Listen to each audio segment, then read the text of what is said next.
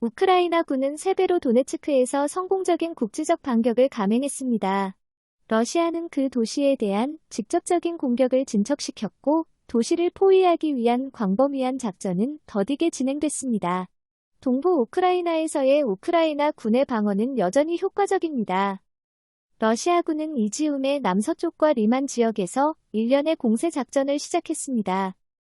러시아군은 하르키우 시 주변의 이전 점령 지역을 계속 방어했고 우크라이나 방어군에 대해 미사일과 포격을 가했습니다. 러시아군은 헤르손과 자포리자주의 정착촌에 대한 공격을 시도하지 않았지만 우크라이나 남부 전역의 우크라이나 진지에 대한 공격을 계속했습니다. 이동과 통신 접근을 제한하려는 러시아의 노력에도 불구하고 크렘린은 남부 우크라이나에서 증가하는 파르티잔 활동에 직면해 있습니다.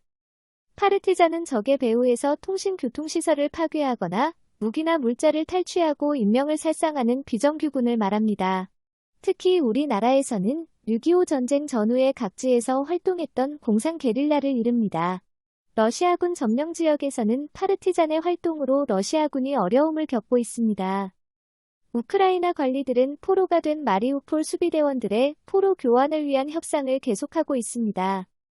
우크라이나군은 세베로도네츠크에서의 신중하고 효과적인 국지적 반격과 서부 시베르스키 도네츠 강둑 방어를 통해 세베로도네츠크에서의 러시아군의 정면 공격뿐만 아니라 루안스크주 내 우크라이나 진지를 포위하기 위한 러시아군의 작전을 성공적으로 늦추고 있습니다. 우크라이나 관리들은 6월 3일 우크라이나 방위군이 세베로도네츠크에서 러시아의 진격을 저지하고 남서쪽에서 리시찬스크로 진격하는 것을 적극적으로 방해하고 있다고 보고했습니다.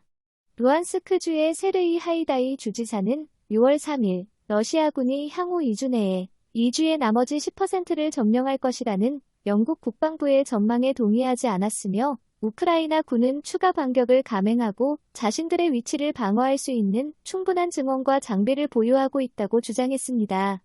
하이다이는 러시아군이 자신들의 성공을 잘못 믿고 있으며 이로 인해 우크라이나 방위군이 방심하고 있는 체첸 부대에 큰 손실을 입힐 수 있었다고 지적했습니다. 칠러시아 밀 블로거인 보엔코르 코테노크지는 러시아군이 세베로도네츠크에서 리시찬스크에 있는 우크라이나 방어를 뚫을 가능성은 낮으며 리시찬스크를 점령하기 위해서는 포파스나에서의 대공세를 완료해야 한다고 주장했습니다. 보엔코르 코테노크지는 우크라이나군이 세베로도네츠크에서 러시아군이 강을 건너는 것을 막을 수 있다고 주장하면서 러시아군이 아직 리시찬스크로 가는 두 개의 주요 고속도로에 대한 접근을 확보하지 못했다고 강조했습니다.